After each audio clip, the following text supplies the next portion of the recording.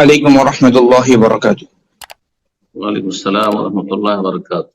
জি বলেন। শেখ, আমি বাংলাদেশ ঢাকা থেকে বলছি। প্রশ্ন। শেখ, আমার প্রশ্নটি হচ্ছে যে এক ব্যক্তি সালাতের পূর্বের পাক পবিত্রতা সম্পর্কিত বিভিন্ন মাসালা না জানার কারণে বহুদিন ধরে ঠিকমতো পবিত্রতা অর্জন না করেই সালাত আদায় করেছে, কিন্তু পরবর্তীতে উক্ত ব্যক্তি তার ভুল বুঝতে পেরেছে। এখন আমার প্রশ্ন হলো যে এই যে না জানার কারণে উক্ত ব্যক্তি ঠিকমতো ফরজ পবিত্রতা অর্জন না করেই এতদিন সালাত আদায় করেছে, যার ফলে তার সালাত শুদ্ধ হয়নি।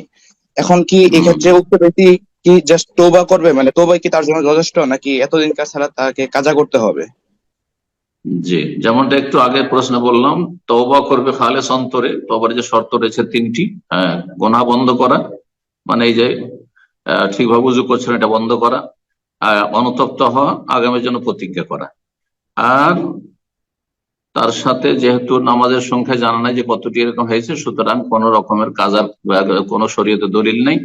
এখানে বেশি বেশি সুন্নত নফল তাহাজ্জুদ সালাতুল দুহা, আর এই দিনের রাতে যে সুন্নত রাতে 12 রাকাত রয়েছে, এই সবগুলি পড়ার মাধ্যমে ঘাটতি পূরণ করবে, তওবা করবে, ঘাটতি পূরণ করবে। আপনার প্রশ্নের সংক্ষেপে দুটি কথা উত্তর। জি।